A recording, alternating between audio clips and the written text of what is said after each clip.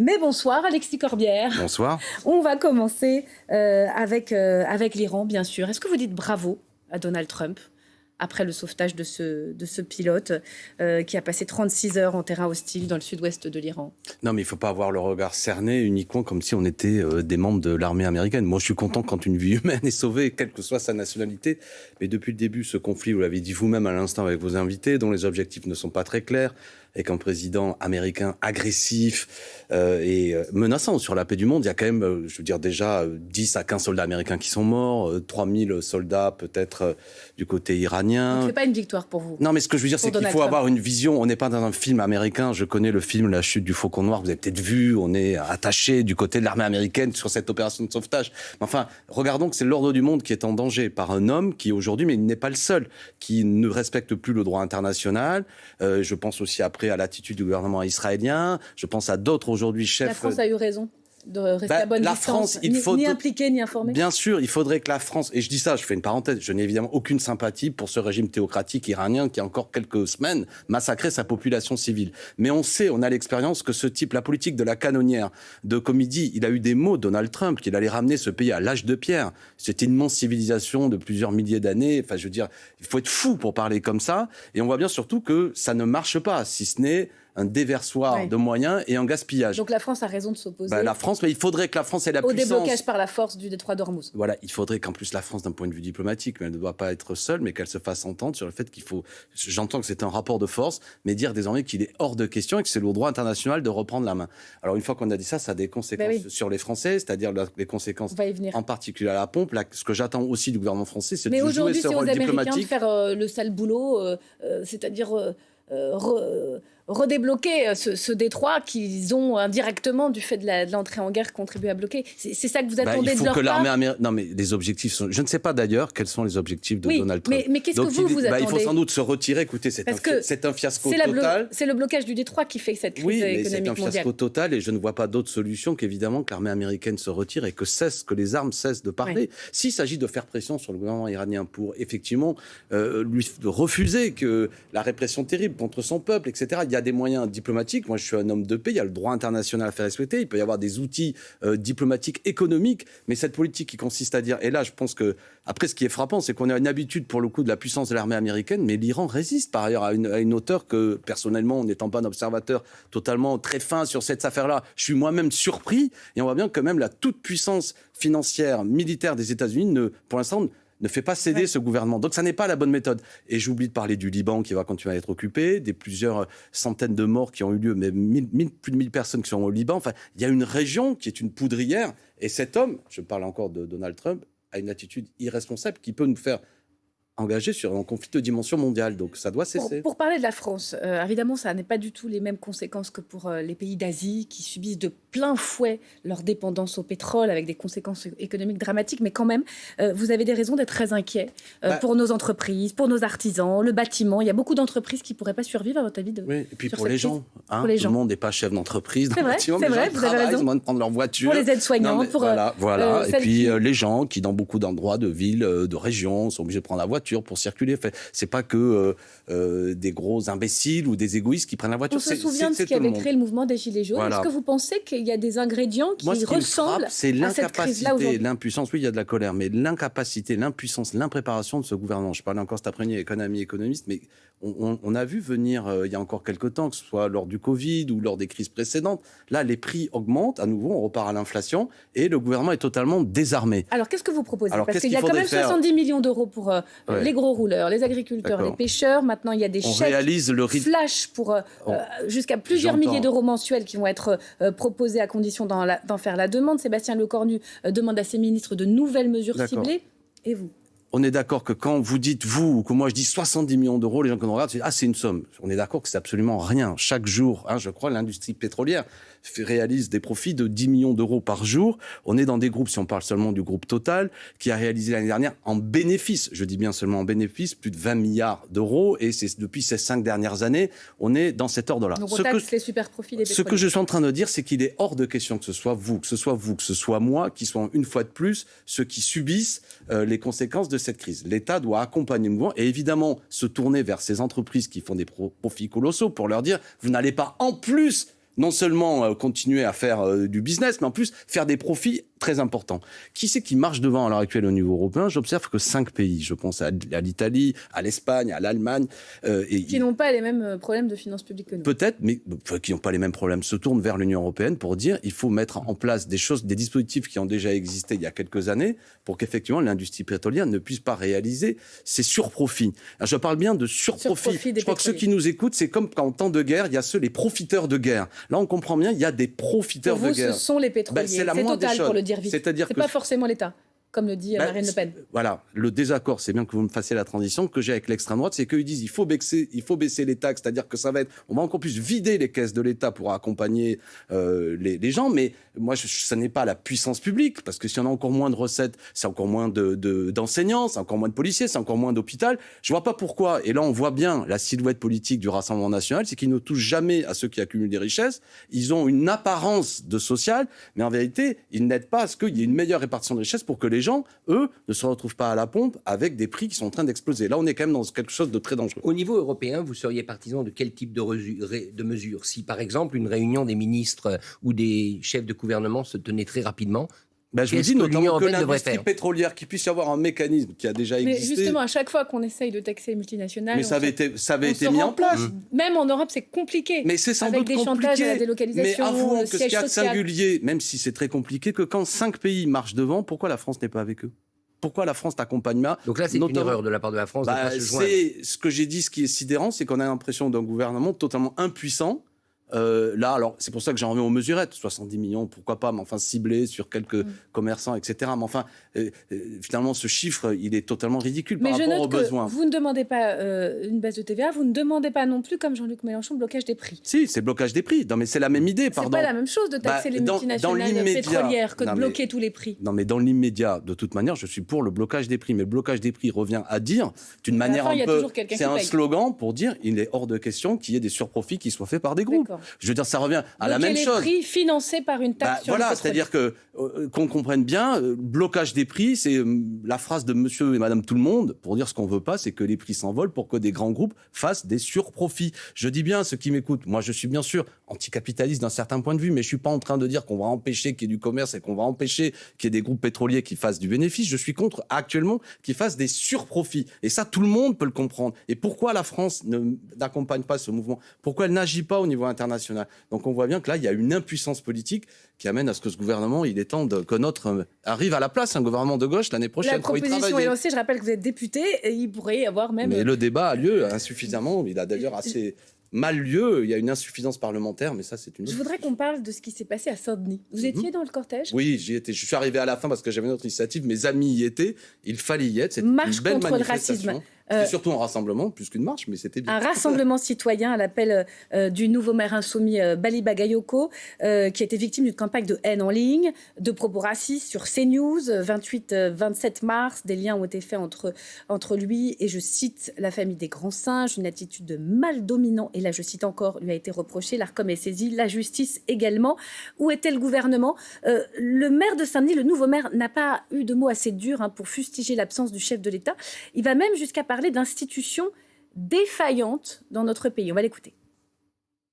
Année après année, génération après génération, les institutions sont défaillantes, parfois même sont complices. Et donc c'est la raison pour laquelle nous venons dire à nouveau, Dionysiens et Dionysiennes, Pierrefitttois et Pierrefitttois, habitants d'ailleurs des différents quartiers populaires, que trop c'est trop et que cela doit cesser. Voilà. Alors justement, le gouvernement a condamné de façon très claire, parce que je ne peux pas vous faire écouter Aurore Berger et Laurent Nunez, mais a condamné de façon très, très ferme et soutient les procédures judiciaires. Mais là, ça va un peu plus loin. C'est les institutions qui seraient défaillantes. Il dit qu'il n'a pas eu de mots assez dur. Il est d'une grande dignité, cet homme. Absolument. D'accord ? Non mais imaginez-vous, premièrement, il est élu d'une des plus grandes villes de la région parisienne. Bravo à lui, au premier tour, c'est net. Et aussitôt, qu'est-ce qu'il reçoit? Un tombereau d'insultes racistes, vous l'avez dit. non seulement lui, dans sa chair, il est humilié, mais c'est des millions de nos concitoyens français qui aussi s'identifient à cette victoire. L'absence du gouvernement est coupable. Oui, l'insuffisance. Je vais vous dire, votre profession aussi a failli. Beaucoup de journalistes, je ne vais pas en faire la liste, certains se sont excusés, ont raconté n'importe quoi sur la base d'un tweet, notamment d'un ancien responsable d'extrême droite, M. Gilbert Collard, qui a raconté tout et n'importe quoi. Des collègues, ça peut arriver. Pour bien comprendre, il a parlé de Saint-Denis comme de la ville des rois morts. Mais il a repris, et du peuple vivant, il a repris ce slogan. Et ça a été mal connu, c'est la ville des rois morts et du peuple vivant. Mal Gilbert Collard. Entendu. Non, ça les excuses ont été prononcées par mes confrères. Oui, mais publiquement, je veux dire, ça a tourné, et même par écrit. Alors que, y compris, ça peut arriver parfois qu'il y a du brouhaha. Moi, j'ai écouté ce que dit Bakayoko. On ne peut le comprendre. Mais est-ce qu'il a raison de pointer des institutions défaillantes? Oui, parce que je vais vous dire, je serais président de la République, comme dirait l'autre. Qu'est-ce que j'aurais fait? J'aurais reçu immédiatement M. Bali Bagayoko et tous ces nouveaux élus de Seine-Saint-Denis sur le perron de l'Élysée pour prendre une photo avec eux et leur dire ils sont la France en entier, pas à moitié. Ils sont pleinement français. Et bravo, messieurs. Et puis, on va continuer le débat politique. Il aurait dû faire un geste présidentiel. Vous savez, moi, je n'aime pas la monarchie présidentielle, mais utilisons-la un instant. Il y a des moments, il y a des gestes. Lorsque M. Éric Zemmour s'était fait insulter dans la rue, rappelez-vous, la presse avait raconté, ce qui est sans doute vrai, que M. le Président de la République avait appelé Éric Zemmour pour lui dire qu'il est hors de question, bien évidemment, qu'il soit insulté dans la rue. C'était un geste présidentiel. Pourquoi ne l'a-t-il pas? Et là, je ne comprends pas. Donc, Bali Bagayoko, quelque part, c'est pas lui seulement son honneur, et il a le droit de le défendre. Il défend aussi toute cette France aujourd'hui, diplômée, intelligente, qui accède aux responsabilités et qui, d'un seul coup, est suspect. Pour quelle raison? Parce que la couleur de leur peau, parce qu'éventuellement un nom à consonance maghrébine, parce qu'éventuellement une religion réelle ou supposée. Et ça, ce n'est pas tolérable. Et en disant ça, il a un discours, moi je parle de Bali Bagayoko, extrêmement républicain, extrêmement digne, ça fait du bien. Et franchement, je comprends qu'ils disent, quand même, il y aurait pu avoir... Pourquoi Mme Berger n'est pas venue? Moi, j'ai entendu M. Bali Bagayoko... Elle dit que ce n'est pas sa place. Mais c'est une farce. Quand vous avez comme ça une bouffée raciste dans la société, c'est sa délégation. Elle peut venir, d'autant que Bali lui a dit, si elle vient, elle serait bien accueillie. Et moi, je n'aurais pas accepté qu'elle soit maltraitée. On va l'écouter parce que mais il y a des gestes qu'il faut savoir faire. Elle a condamné, on va la réécouter, mais c'est vrai qu'elle ne voulait pas y aller. Écoutons-la, la ministre en charge de la lutte contre le racisme. Ce n'est pas une indemnisation à géométrie variable. Peu importe que ce soit des élus de la France insoumise, ce sont des élus de la République, ce sont des femmes et des hommes qui sont mis en cause du fait de leur couleur de peau. Ça s'appelle du racisme, c'est insupportable. Je vais demander d'ailleurs dès ce matin à ce qu'un signalement au procureur de la République soit fait sur les courriers qui ont été reçus d'insultes et de menaces à caractère raciste. Aucun Français ne doit jamais subir dans notre pays du racisme. C'est une mobilisation citoyenne à l'appel de la mairie de Saint-Denis. C'est pas la place de l'État que d'y être. Mais il y aura beaucoup de personnalités politiques. C'est le rôle de l'État de garantir la sécurité de cette manifestation et c'est évidemment ce que l'État fera. Bon. Non, pas convaincu. Non, pas convaincu. Puis y compris, je vais vous dire, si elle dit ça, il y aurait pu avoir M. Attal au nom du parti du présidentiel. Il y avait une délégation socialiste. Il y a plusieurs façons de faire entendre que nous avons beau être de droite, nous avons beau être des adversaires politiques de M. Bali Bagayoko, etc. Mais sur cette question-là, tous français. Et il est hors de question que quiconque soit mis en cause en raison, je répète, de la couleur de sa peau. Quand le maire de Saint-Denis, hier, dit résistance, résistance, résistance, ça veut dire quoi? Résistance au racisme, oui, refus de cette parole qui se diffuse. On a vu une banalisation, mais vous avez rappelé les choses importantes, les choses essentielles. On a vu un maire qui, parce qu'il était élu, des journalistes lui demandaient « Mais n'avez-vous pas été élu par les dealers et les voyous ?» Qu'est-ce que c'est que cette histoire? Vous faites allusion à Mathieu Hanotin dans la campagne. Oui, voilà. Non, mais ça a été répété par des journalistes sur des plateaux, même dans des interviews comme monsieur... Soutenu par les narcotrafiquants. Je veux dire, pourquoi cette question n'est pas posée à tous les maires de France quand ils sont élus? N'avez-vous pas été aidés par les bandits locaux, hein? Par contre, quand c'est un noir, parce qu'on va dire les choses, il y a une suspicion. Et ça, je vais vous dire, au-delà de la personne de monsieur Bagayoko, que je connais, mais c'est des millions de gens qui se sentent humiliés. Et moi, je ne veux pas que ce pays se déchire autour de ces questions-là. Non, mais c'est une affaire... Si on pense que la France est une promesse républicaine de faire peuple, il faut être vigilant sur cette affaire. Non au racisme, non l'antisémitisme. Lorsqu'un est frappé, c'est nous tous qui sommes frappés. Vous êtes un homme de gauche. Et la gauche, eh bien, on a bien du mal à s'y retrouver aujourd'hui. Après les municipales, après des alliances LFI-PS, qualifiées d'alliance de la honte par certains, au contraire d'une évidence politique par d'autres. Pour 2027, il y en a un qui ne saisira pas la main de Jean-Luc Mélenchon et pourtant il l'avait fait aux précédentes élections, c'est Fabien Roussel. On va l'écouter. Oui, là-dessus, il y a une rupture, c'est clair, et nous, on va en débattre entre nous. Mais moi, je pense personnellement que Jean-Luc Mélenchon est certainement le pire candidat de second tour. Et d'ailleurs, je vois bien que Jordan Bardella, Marine Le Pen et même M. Retailleau aujourd'hui font de Jean-Luc Mélenchon leur meilleur allié de second tour, parce qu'ils savent qu'avec lui, ils sont sûrs de l'emporter. Les communistes avaient fait cause commune à 2 élections présidentielles. Ce ne sera pas le cas en 2027. C'était pas le cas en 2022. Alors, c'est vrai. Non, mais est-ce qu'il dit quelque chose de juste quand il explique que Jean-Luc Mélenchon serait le pire candidat de second tour? Déjà sur sa déclaration. Mais je vais pas répondre à ça. Parce que, dommage, c'est ma question. Non, mais parce que une élection présidentielle est une dynamique. Moi, je pense effectivement, la raison pour laquelle j'ai été exclu de la France Insoumise, c'est que je pense que la stratégie n'est pas gagnante de la France Insoumise, et notamment de Jean-Luc Mélenchon. Donc ça veut dire qu'il ne gagnerait pas en 2027. J'en ai peur. S'il était au second tour. Mais je m'adresse à tout le monde, y compris à mes amis insoumis, pour leur dire ce qu'on a fait en 2022 et en 2024. L'union, en raison du contexte particulier dans lequel nous sommes, l'extrême droite est très forte et il y a une porosité entre les électorats de droite et l'extrême droite, et l'extrême droite peut gagner. Donc arrêtons le conservatisme de stratégie. C'est-à-dire on va refaire la même chose, on va tous se présenter. On va perdre si on fait comme ça. Bon, j'invite à l'union. Vous êtes favorable à la primaire? Notamment. D'abord, je suis favorable au but de la primaire. Un candidat commun. Dans le périmètre politique du nouveau Front populaire. C'est-à-dire qui allait de la France Insoumise au Parti Socialiste. Raphaël Glucksmann ou pas? Voilà. Vous le mettez dedans? De la France Insoumise au Parti Socialiste. Donc pas de Raphaël Glucksmann, il n'est pas socialiste. Et c'est pas ça. Je veux dire que les gens viennent s'ils veulent. Moi, je suis ouvert à tous. Je suis en train de vous définir un périmètre politique. Et j'observe, puisque vous me parlez de Raphaël Glucksmann, que lui n'était pas favorable au nouveau Front populaire en 2024. On me suit? Oui. S'il veut venir, tant mieux. Jean-Luc Mélenchon non plus n'est pas favorable à une grande primaire. Il était en 2024. François Ruffin ne veut pas de Jean-Luc Mélenchon dans cette primaire. En 2024, la France Insoumise était favorable au NFP. Donc d'abord, voilà, l'idée de la primaire est de dire, d'abord trouvons une méthode. La primaire en est une. Si vous n'êtes pas d'accord avec cette méthode, proposez-en une autre. Ce qui me pose problème, et je vais cette fois-ci un peu polémiquer, c'est que si certains au Parti Socialiste, je ne parle pas d'Olivier Faure, disent on arrête la primaire, c'est nul, nous les socialistes, on va désigner un candidat, puis on va inviter les gens à le rejoindre. Je ne suis pas d'accord. Si la France Insoumise, et j'ai entendu M. Bompard, nous dit, nous, la France Insoumise, on va désigner notre candidat, et puis j'invite les gens à venir nous rejoindre, parce que c'est nous, la France Insoumise. C'est l'union autour de nous. Voilà, ça ne marche pas. Personne n'a l'autorité aujourd'hui pour faire ça. Donc j'invite tout le monde à être raisonnable. Je vais être vulgaire, à arrêter les conneries.